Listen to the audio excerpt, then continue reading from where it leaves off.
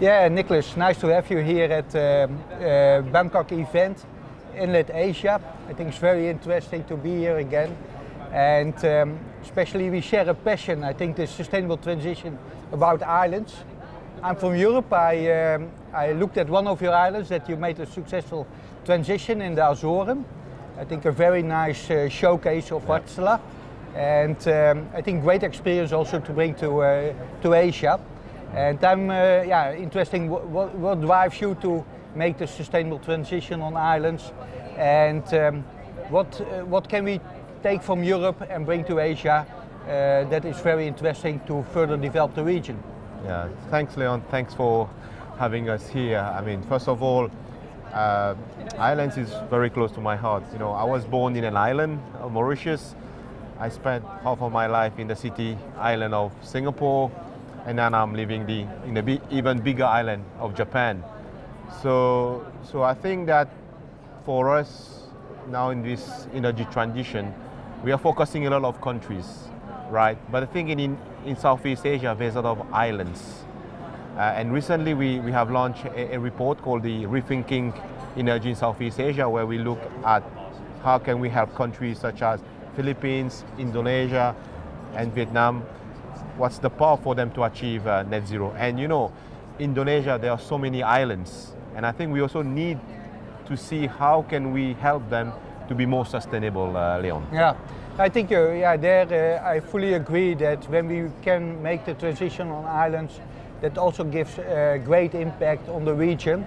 I'm always looking for accelerators, how we could accelerate the energy transition. And what we looked at in Europe, in south of Europe, we look at financing solutions, but also stakeholder engagement, I think, is a very important element to accelerate. What kind of other accelerators you see that are very relevant for the region? Where do you see these accelerators looking to Southeast Asia? I think Southeast Asia, I think there's a lot of islands, and I think the technology that we have currently, I think they are here. It's just that, you know, you need to find the right mix of technologies. How can those be put together to basically to help those islands? I think that's where one solution doesn't fit all. One company or one organization cannot do all by themselves. I think what we need is we need to have partnership. Many stakeholders from the private, from the public come together and help those islands to be more sustainable. Yeah.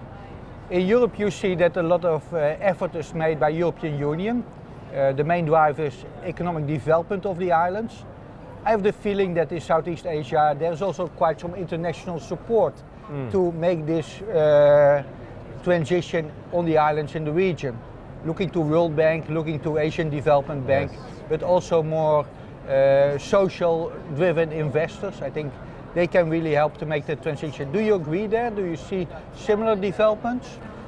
Yeah, I think I agree. I think definitely we see those players that you mentioned looking at islands, because definitely the private sector cannot do it alone. They will need support from those multilateral agency to help, because the problem is that what you have is they have so many islands, right? And I think all the projects are small. So I think what we need to also look is how to group them together, package them, make it more, let's say, attractive to the private sector, because you know now these days people will say, oh, this is too small for me, I need a bit more to get economy of scale. So I think we should look at how to package it together, and so that it can be more attractive for foreign investors. Yeah, I fully agree. I think that's an important element, that you have a kind of repetition in your approach that makes things more efficient, and there are islands enough to do it. So that shouldn't be the issue. When we look forward to next year, Enlit Asia in Jakarta, I think a very nice event related with a lot of islands in Indonesia. What do you wish to achieve looking forward to Enlit Asia in Jakarta next year? Well, I think first, I think it's great for Enlit Asia to be back in Jakarta after so many years.